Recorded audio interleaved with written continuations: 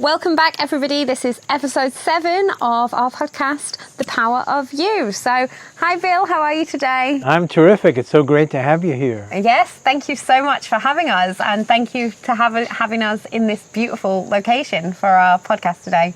Oh, it feels terrific. Yeah, no, great to do it face to face. And I guess this episode, I really wanted to talk to you about the topic of boldness, or the art of being bold. And the reason, I guess, that I wanted to bring this today is, for me, boldness is very linked with almost being your authentic self and being, truly who you are and expressing yourself and being almost unapologetic in the way that you express who you are, what you're here to do, and how you're going to do it. So for me, boldness is very linked to authenticity and being your kind of true self. But maybe to start today, what does being bold mean to you? Well, if you want to be a leader, you have to speak up and stand up and step forward, take responsibility for the situation. That requires courage and boldness. If you want to change the world, you obviously have to take risks. You have to stand up and say what's on your mind. And then if you're trying to protect yourself all the time, it's going to make you not bold. It's going to make you extremely cautious, kind of keeping your head down, not staying inside the herd. So self-protectiveness is the way I think of the opposite of bold. And if you want to be an innovator, if you want to make things better, if you want to invent things, by definition, that's being bold. Because most people are afraid to step out of the tried and true. Don't want to take the risk of recommending something different, because what if it doesn't work? So I think in order to carry out your life dream, your mission, your purpose, there's no way it's going to happen without being bold. Now, of course, all of these are words, so they can be interpreted so many different ways. If, for example, you've always been an introvert, the idea of being bold may sound to you like advice you can't use. It doesn't apply to me. I'm not going to do that. But you can be bold and an introvert at the same time. Bold doesn't necessarily mean, it certainly doesn't mean interrupting people or talking loudly, or when somebody's trying to say something, breaking in and interrupting them. Those aren't signs of boldness. They're just rude. And they're not the same thing, boldness and rudeness. You can be quietly bold. Think of, I don't know if anybody remembers Jimmy Stewart, but he was a famous actor in the early days of Hollywood. Those films are still running on streaming channels all the time, so maybe they do remember. He spoke his mind. He spoke his truth. He didn't just go along with saying, oh yeah, I agree with that, and I agree with that, and I agree with that, and I agree with that. He said exactly what he felt, but he said it in a way which was humble. And that's still bold. Bold and humble work great together.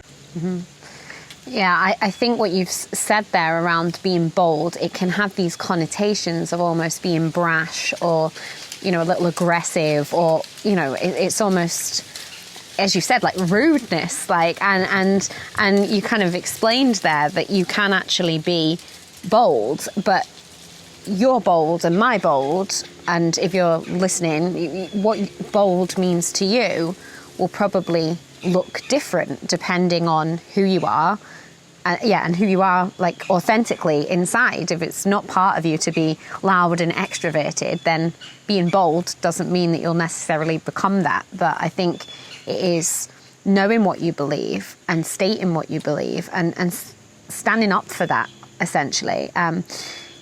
You did say the opposite of being bold is self-protection. And interested to dig into that a little bit more. What are people trying to protect themselves against when they're being the opposite of bold? What are they trying to protect themselves from? Well, nowadays, when the climate is so cynical and skeptical, and if you say something idealistic in social media, you'll immediately get barraged with notes damning you for doing that and using the word cringe. Oh, you made me cringe, or that's cringeworthy, or, you know. So that's one of the things that you could be protecting yourself against, is being ostracized in social media, because it's happening. Yep. But, you know, before there was social media, it wasn't quite as bad as it is now, but it still existed. And so as you're growing up in school, and there's bullies, and there's wise guys, and there's some teachers who have problems, and your parents' friends who may, without even realizing it, put you down. There's all these people around that aren't necessarily looking out for your best interests, other than your parents. And so you start to become defensive, and you don't want to expose yourself or your ideas to people, because you're used to being put down for doing that. But that isn't the reason to stop taking those chances of showing what you think. Yeah. And if you feel that it would make it easier for you, you can do it the way Socrates communicated, by asking questions. Yeah. And rather than making declarative statements, you could say, well, you know, I've always wondered whether, and I kind of have a feeling that this is the way it is, but I can't prove it to you, but, you know, what do you think of the idea of blah, blah? So, I mean, there's ways around it if you find it hard to get started putting it out there, who you really are, letting the real you speak forth. You can do it in a cautious way at first, but I think if you do try it, and you haven't been doing it, you've just been perhaps saying the same stereotyped things over and over again that you know nobody's going to argue with you. Yeah. They'll be perfectly happy if you just say, oh, cool, or awesome, or stuff like that. If you have a different thought, it's fun to bring it out. I mean, that thought is an inspiration. It's either coming from God or the universe, or it's coming from your own subconscious. Wherever it's coming from, it's coming to you. And it's a gift of some new idea that you hadn't had before. And if you just muffle it and let it slip by, you'll never really know what it was. Yeah. So you could share it and say, well, you know, I just have an impulse to say this right now, and let's see how it comes out. I hope it lands pleasantly, and then say what it is that just came to your mind in relation to what people have been talking about in the conversation. Yeah. So like the self-protection piece is actually, it's because people don't want to almost put their head above the parapet, say something that is, you know, that could be, you know, where you said shamed or made fun of. You talked even about being in school, and, you know, I remember being in school and you had to have the same bag as everybody else, right? You had to have the same trainers on as everybody else, or sneakers as everybody else, because it was almost that way that you are conditioned almost to act and react and talk in a certain way and have certain opinions that are deemed okay to have, and then, you know, when you have got these other thoughts or opinions that are coming down, you're almost scared to express them, because you think, oh, well, somebody's going to reprimand me. So I think what you said there around, if anybody does have, you know, these thoughts, you've even started to articulate how that they could share them, and it doesn't always need to be in the form of a statement. It can be in the form of a question. And I know that's something that you and I share, is that, you know, we love to ask powerful questions, right? Because they unlock new insights in people. What questions should people ask themselves to understand what their true thought is or what their opinion is, so that they can, you said, if you don't express it, it'll muffle away and you'll probably never know how it's going to land. So what are some questions that people could ask themselves to understand or recognize when this thought is coming through? Well, even before they ask themselves the questions, which I will respond to, they need to change their mind style so that they're actually paying more attention continuously to what's going on in their minds, emotions, feelings, and thoughts, images, words, whatever pops up in their mind. They should keep track of that all the time while dealing with the external world. So that has a secondary benefit in most cases, is that we're all rushing too much. We're not patient enough. We're not enjoying the moment enough. And when you pay attention inside and outside at the same time, it kind of slows you down a little bit, and that's a good thing. Now, if you're driving a car and you're in an emergency situation, obviously there's exceptions to the rule. So given that you're being observant internally, and something pops into your head, and you've really got two answers ready to give. Somebody's asked you something, and you can answer one of two ways. One is you've already got the way you always answer that question, and it's ready to come out. But this other thing came up. So you could ask yourself, is this other thing in any way going to be negative to anybody who's in earshot? Because if it is potentially going to offend somebody, probably better not to say it, and just remember that you had that thought so you can think about it later.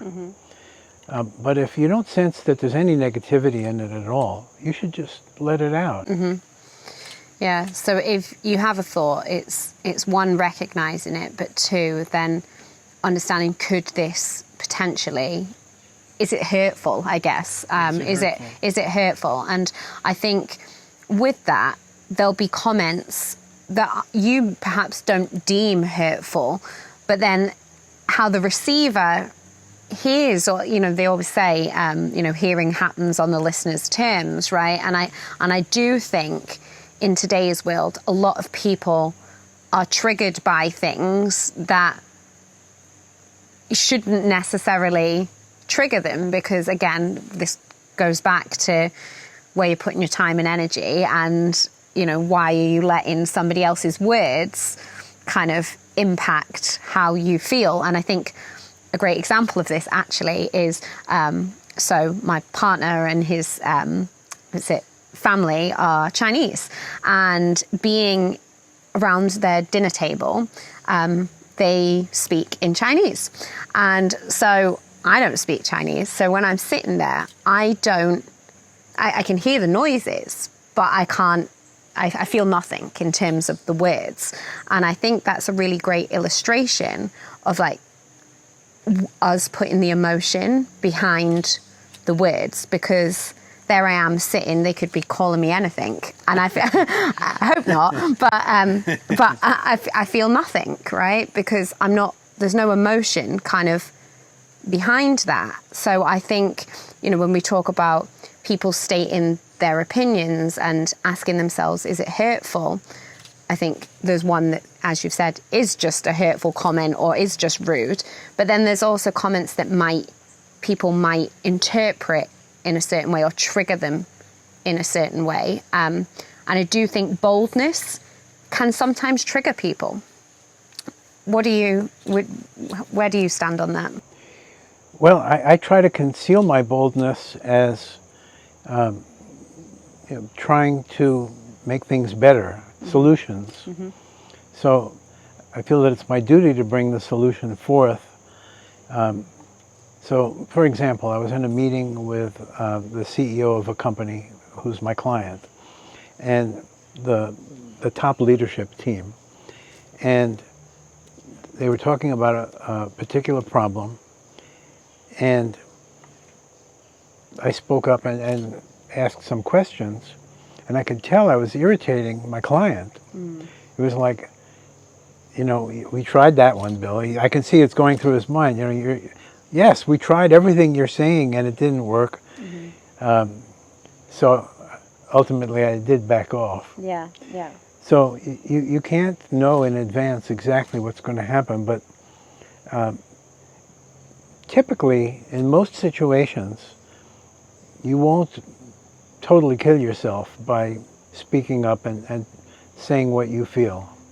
And to the degree that you want to hedge your bet, you can do it in a more humble way or by asking a question rather than making a statement. And be sensitive to if somebody starts to bristle. Yeah. You realize, okay, shut that one down for a while. Come back later when the timing's better. Yeah, it's a few things then, really. It's, you know, it's being aware of your audience and being receptive, I guess, to read the room, if you like. So when you're sensing that kind of, you know, you were, the example you were giving there, the listener is then going to switch off because we're aware of that. If you're trying to get a point across, then like you can tell when somebody is, you know, you can read it. It's non-verbal a lot of the time. You can read in someone's demeanour or their posture or even their tone that perhaps right now is not the best time for them to receive this message. And I think it's being mindful of that. But I think also what you said there is about why, right? So if you're feeling called to be bold or be bolder, it's asking yourself, well, why am I trying to do this, and or why do I feel called to share this opinion or share this viewpoint? And you said there, it's because you want to help people and you want that's your why, right? And I think if you know your why, then it makes being bold easier.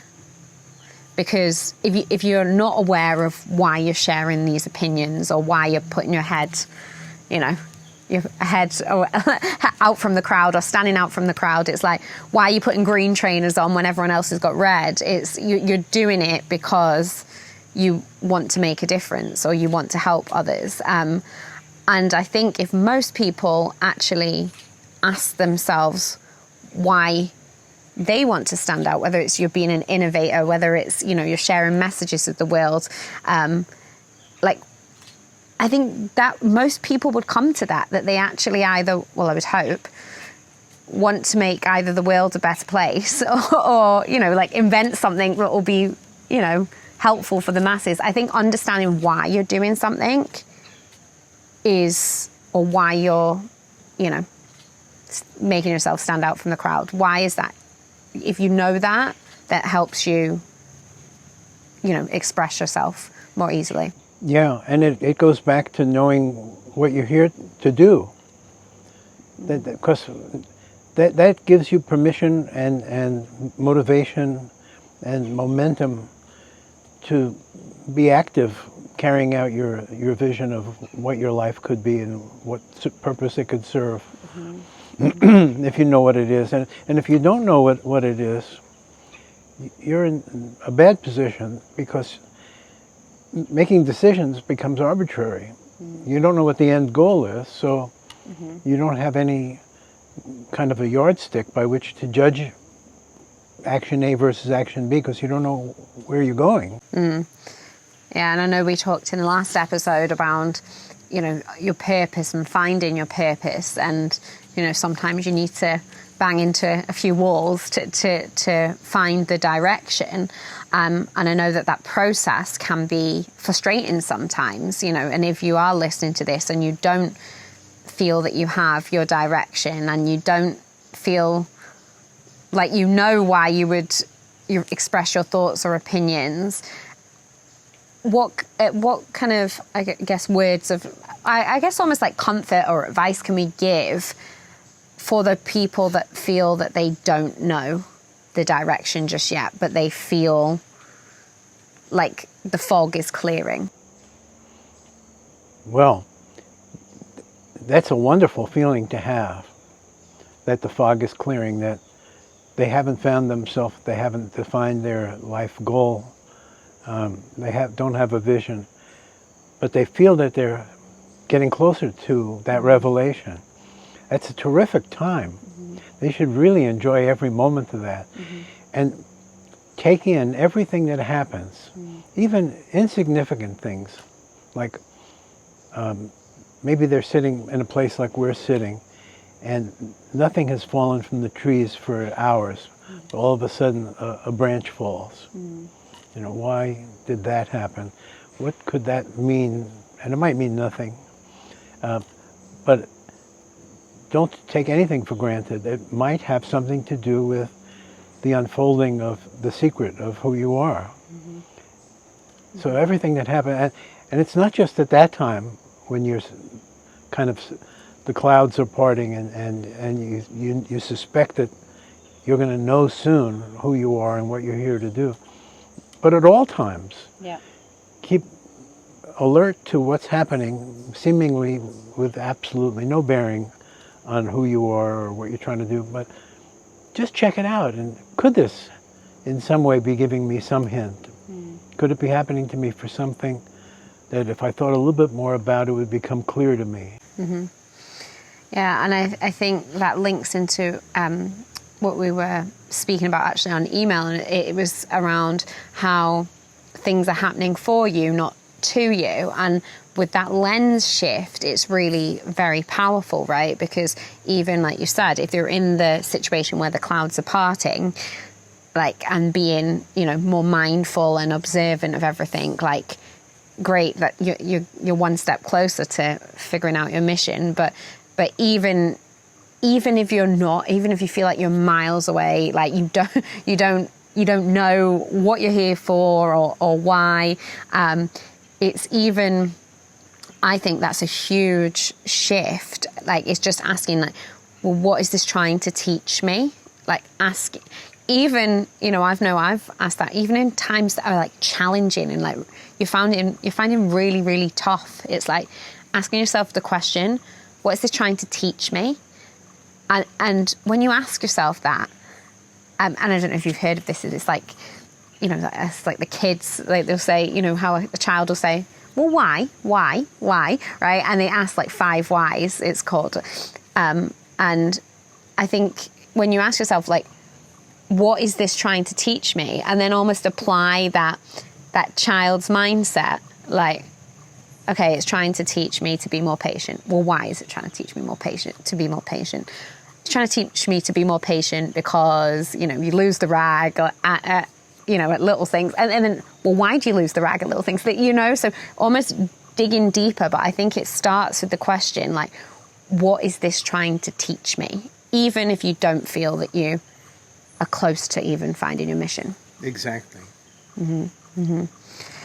So with that, and if you're able to find or get closer to your, you know, your mission or your why, with that, I'm hearing that will help you to be more bold in your day-to-day. Well, once you know what you're here to do, then even if you're not attached to the outcome and you're just going to enjoy getting there, even if you don't ever reach the final there, then you've got this kind of rock you're standing on. And it means everything to you. It's the meaning of your life. And it encourages that, the fact that you have meaning to your life encourages you to try to manifest it, manifest that meaning. So it will make you bold, certainly in the directions that are related in any kind of obvious way to your future. But even in more subtle ways are tangentially associated with your purpose in life. So if your purpose in life is to be a great, let's say, soccer player, and you've always been kind of quiet and shy, and now you're in a room with professional soccer players, and you're a rookie, and you're in awe of all of them, and you're really afraid of saying something wrong because it's the first meeting, and you could become part of the team someday. You don't know what to say, but you want to say the right thing, and you're holding back, and then somebody says something, and there's a pause, like nobody's got an answer, and you really feel like you have an answer to what they just said. You should say it, and not be worried about making it the best impression. You should trust yourself. You should trust that you have validity. Yeah. That you are a representative of the universe. You're a part of the universe. You're a flower that grew on the universe. Yeah. It's part of the universe. Yeah. You have the authority of the universe that you had that idea. So let it flow. Yeah. Trust. Yeah. I think that's the other thing, right? There's one thing about being bold and understanding your mission, but then there's another thing around, almost like this, you're consciously incompetent or consciously incompetent or whatever it is. So it's almost like you talked about the football player. So they know that their mission is to play football, but then they're now aware that they're not at the same level as, these people that have been playing for years, right? So now you've found your mission, and this could be anything. This could be football, this could be photography, this could be, singing, like arts, whatever it is for you. It's like, okay, great, your mission. But now you're almost like conscious about how much you don't know and how much, like, I guess the gap is to these people that have been doing it for a longer time. So using even the football analogy, they're in the locker room and or whatever, and you're new to it, and I guess this is the other piece that people could dim themselves down, or they could perhaps shy away from speaking their truth because they maybe feel a bit like intimidated by the fact that, well, these people have been doing it a longer time. I probably don't know what I'm talking about. And I think we have we're really bad at, kind of trying to diminish our own thoughts or feelings rather than we second guess ourselves, I think, a lot, and I guess it's trust in that. So as you've said, you've got that thought for a reason. So even if you are amongst these like professional football players that have been playing for years, how does somebody build the trust to just say the thing, even when they are maybe a bit intimidated, even when they are, it's like, oh, it's a bit challenging, it feels uncomfortable. What will help them push through that? Well, I think that when you're in that kind of a situation where you're definitely subordinate in the skill set that is your ambition, but you're with people that you highly respect at what they do in that same area,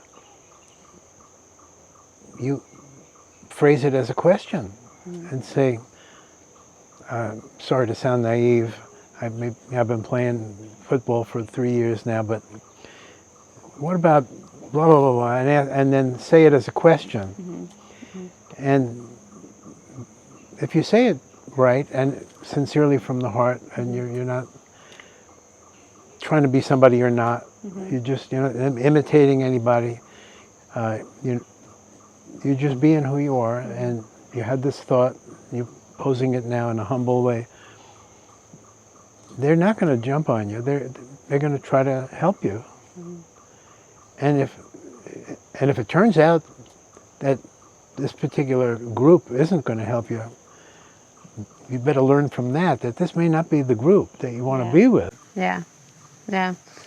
It's so really then it's asking questions. So if you're in that situation, it's asking questions from a place of curiosity almost, rather than this bold statement like where you're trying to ruffle feathers. It's you can express your opinion in the form of a question and coming from the lens of being curious, right?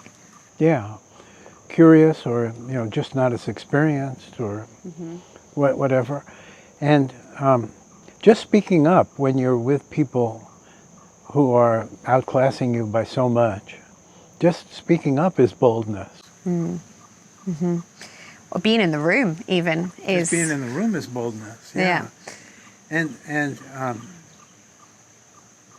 you know, sometimes the best way of handling a situation like that is just to admit that, you know, I'm floored being here with you guys. So if my voice cracks, you know, excuse it. Yeah. I think it's almost that discomfort that you probably feel, which will like stop people kind of being bold, right? Because when they have found their mission, they're maybe aware that they don't know everything, right? So that kind of, you know, it feels uncomfortable, right? It feels really uncomfortable. But I think the fact we've said that if you're putting yourself in the room where you feel uncomfortable, like that is growth. And then if you're speaking up or able to share your opinion, even if it's in the form of a question, that is bold and that is growth. So it's almost like when you feel that discomfort, again, can you look at it with the reframe of what is this trying to teach me, right? And I think with that, over time, it can only get easier, right? And growth is inevitable. I think you made several important points there. One that struck me is that showing up has always been one of the basic foundational tenets of advice given in show business to new performers, is just have the guts to show up. That's 90% of it. Just keep showing up and you'll pick it up. Yeah, it's making me think of when I lived in America and I showed up to softball having never played it, right? And I mean, yeah, that's a whole funny story, but I think that's the thing. I didn't, you know, everybody in America grows up playing softball. I had never played it, but I was like, oh, give it a go. And that's the thing. I think people, I mean, it doesn't need to be softball, that's just an example, but when people see that you're willing to like make yourself uncomfortable like that, my experience has always been that people are a lot kinder to you as well, because they almost admire the fact that you have done that and made yourself feel uncomfortable. Like, it's not comfortable to, you know, show up at a softball practice when you've never done it before, or, you know, I'm sure you have like a million different examples of that. But I've always found that when you get into those spaces where you feel uncomfortable, people around you recognize that it's perhaps uncomfortable for you and like actually just show you a lot of grace and kindness. That's been my experience, at least. Yeah. If you trust, you'll be trusted. And if you're authentic, people will appreciate you more and want to help your feelings be positive rather than negative. Try to make you more comfortable. You just have to trust people and yourself and your ideas and the universe, and start from a condition of trust rather than distrust and fear. And I think that the word trust, right, is inherently hard, I think, for people to do, right? I know that people sometimes don't trust themselves. They're skeptical of others and maybe viewing things like, oh, I don't know that really I can trust anybody apart from my family or my partner or whatever, and even then. So I think trust is quite hard for people, but what you were saying there is it's almost like what you put out, you will get back, right? So if you are distrusting and kind of look at everybody from like a cynical, or look at the world through a cynical lens, then that is what you will experience and receive back. Yeah. So then I guess like one level deeper is how do people start to first show trust to themselves before they can then show trust to others and the universe as a whole?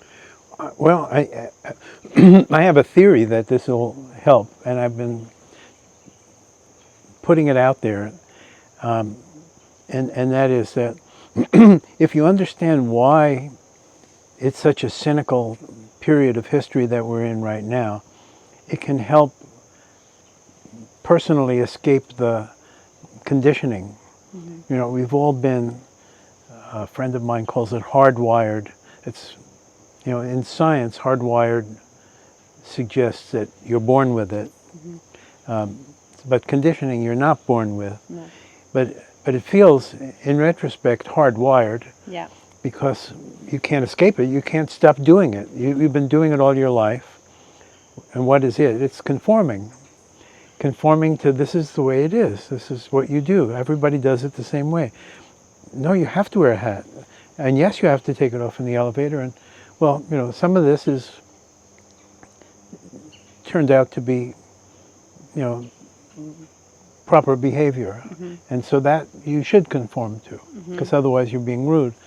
But then there's tons of it that isn't got anything to do with proper behavior, and yet we are conditioned to it, like constantly being skeptical of everything. And so if somebody makes an idealistic statement, there's going to be somebody in the conversation who's going to make a face or body language or in some way put down the idealistic statement. And if you look at the data, like Google Books tracks tens and tens of millions of books that have ever been published. They scanned them in, you know, to the Google computers. So it goes back to the late 1800s. They've got all these books. So they can count up how many times certain words appear in books. So idealism and realism, between 1935 and 1945, they were both going up. And then realism kept going up higher and higher, and idealism started to go down and down, lower and lower and lower. And if you look at those curves and then you look at like Pew, P-E-W, they do some really high quality surveys. And they don't have any particular bias. They're just a nonprofit institute. And they show that trust levels are going down. They're going down exactly on the same curve as idealism. So, and why is all that happening?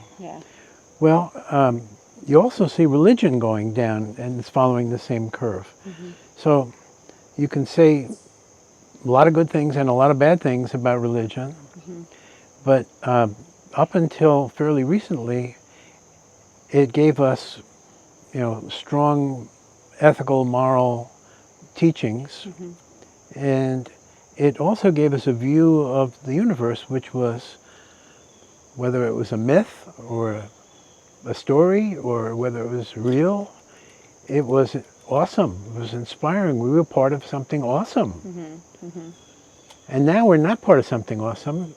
Most people think that science has proven, A, God doesn't exist, B, the universe is an accident, and the only thing that matters is matter and energy. And consciousness, that's all in your mind. It doesn't matter at all. What matters is matter. And so if that's what the world is about, and it's all an accident, then the whole world has no meaning and no purpose. So how could I have meaning or purpose? So there goes the idealism. What's the idealism going to be based on? When you've wiped away, just by making assumptions that that's what science says. Science, truly, the jury is out. They don't know if there is or isn't a God. It's been an unpopular idea for 200 years among scientists. Some scientists nowadays have open minds about that subject. Quantum theory has changed a lot of those fixed ideas. At any rate, if you find that you are acting mechanically, robotically, doing things that you've been doing all your life, every time you hear a certain remark made, you have a follow-up remark. You've said it 1 billion times. Even you're tired of it, and everybody else is certainly tired of it, but it just pops out of your mouth before you can stop it. And if you find that your conditioning is running your life, and you have no control over it, then you have to really start editing your impulses. You can't follow every impulse. You have to change your mind style and, okay, be more patient with myself. I just had an impulse. Is that the impulse I really want to go with? Is that really, say, my truth right now, or is that just to get them off my back? And why don't I, just as an experiment, this is a friend, doesn't want to hurt me in any way, why don't I just tell him the truth? As an experiment. This, I'm not really risking anything. Let me try that. So almost like the trust has gone down, right? Because people are like losing trust in the fact of why we're all here. And I'm not big into religion myself. However, I do think religion is our way of rationalizing, making it accessible, I guess, to the masses to understand like why we're here. And I think that's what religion does, and we're as if we're part of something greater and part of something bigger. And because that now, religion isn't as closely followed as maybe it once was, 100 years ago, like the trust, then people, because they've lost trust in the greater, universe, then they have lost actually trust in themselves and their purpose. But what you're saying there is around, even like, so the process of building trust, it starts with building trust with yourself. And you said there about, if you're with a friend and you think, okay, well, this is a safe space to actually try it. It's like, okay, can you just push yourself just to try it, and even in a safe environment, even if it's not going into that locker room and trying to say how to score a goal or whatever. If it's not that, and I think this is a thing that really helps people. It doesn't need to be a huge jump, because actually the little steps compound, and they, in a year's time can look, they add up, right? And these little things. So what you said there is around, can you do it in a safe environment first to start building that trust with yourself? And the more you do that, the easier it will get. And I think trusting that those little actions will compound, and eventually you'll look back and be like, wow, okay, I've built this trust. You build trust in yourself the more you do things. But it's starting. I think showing up, as you've said, and starting is half the battle. Yeah, and it's all gradual. We all imagine that it could be instantaneous, and it would be nice, but it doesn't happen that way. Particularly when the average person, let's say the average age is 30. So for 30 years, actually the average age of a person nowadays is more like 45, but let's say people who are listening to us, their average age is 30, whatever their average age is. It's even more difficult if it's been 45 years, but if it's been 30 years, you've been doing the same things, and you've been doing them essentially self-protectively, because you didn't trust any original thoughts that were arising in you, because, where's that coming from? And that doesn't sound like me. I never said anything like that before. And, it would be crazy to say that. Why should I say that? And then you just go, most people don't even hesitate. They just go and say what comes out automatically. And they don't realize that that's not free will. That's not being who they are. That's a small robotic part of themselves that they have allowed to take over completely. It's basically kind of like hiding. Yeah. And that's it, you said there about the age of somebody. And I think this is, I would say that it's a lie people tell themselves that, oh, I'm too old, I've always been like this. Like, that's a line that I've always been like this, or it's always been this way. If you even think about, being in a job when someone says to you, oh, it's always been done this way. Like, I think that's the most dangerous thing you can actually tell yourself, because then you're closing yourself off to learning, you're closing yourself off to the possibility that things can be different or that change is possible for you. So I think I would observe that and like understand what lies you're telling yourself around being too old, or it's always been this way, I can't change now, because that's actually a signal that you're closing off the possibility. So again, and this is where it all circles back round, it's, can you approach that with curiosity rather than, like, even if you don't believe that you can change at 45 or 55, are you open to trying, or are you curious enough to try some of these small steps, or to listen to this podcast? Are you curious enough just to listen before you even take a step? Are you open enough to listening to the information? Yeah. And it tremendously accelerates the progress to just be open to the possibility. Mm-hmm. Mm-hmm. And if you can just be open to the possibility, it turns out to quickly turn into a kind of a thrill or an excitement that, wow, I thought my life was just always going to be the same doldrums, and now I'm taking a risk and I like it. It feels good. Mm-hmm. Let me just see where this goes. Mm-hmm.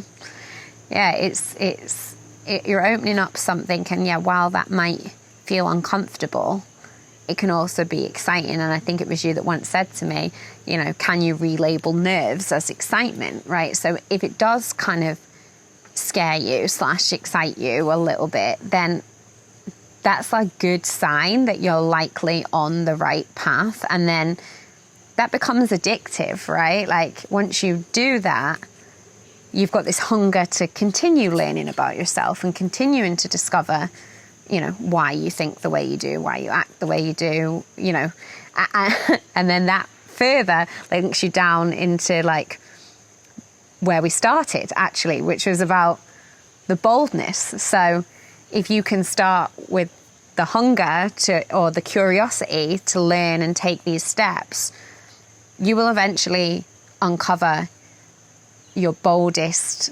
self. But it happens step by step. Yeah, it's all very gradual. And you should be happy that it's happening, mm-hmm. rather than impatient, you know, to reach the promised land mm-hmm. instantaneously. The other thing I wanted to say before we close, the sponsor just flashed the card that we filled up the videotape,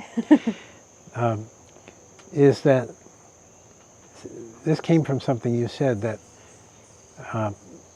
if we describe ourselves to others, if people ask us a question about, you know, how we are, we often describe ourselves in ways that are pejorative, and we don't realize that by describing the mistakes we've made in the past, we're condemning ourselves to repeating them. Mm. We're kind of signing up for another tour of duty with that same screwed up self-image. Mm-hmm, mm-hmm. So every time somebody asks you to describe yourself in some manner or form, it's better not to focus on the negative, mm-hmm. But to be more balanced about the response, mm-hmm. you know, about the possibilities, you know, like I think I have some writing talent. I'm working on trying to see how far I can go with that, or something more like that than opposed to, oh, I write very fast, but I don't think I'm reaching people. I'm going over their heads. You know, there's no need to publicly put any kind of limiting negative thoughts about who you are out into the world. Mm-hmm. Not so much because it's going to give other people the wrong idea. It's going to give you the wrong idea. Yeah. You're reinforcing things that you're trying to gradually edge away from, escape from. Yeah. And I think that's it. It's whatever you believe in your mind, you will find evidence to support that, right? So if you believe that, you know, it is a stupid idea or it's a silly thing to say, you will then find evidence to support that. Oh, look, I saw them chuckle, or, you know, like they're just not going to be open to it. They're these kind of people.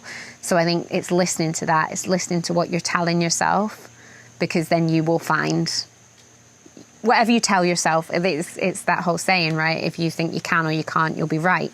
So it's, again, you know, listen to what you're saying to yourself. And if you can talk kindly to yourself, if you can, you know, approach things with curiosity, and if you can take small steps that are uncomfortable, that will inevitably lead to growth and ultimately you being your boldest self. Yeah.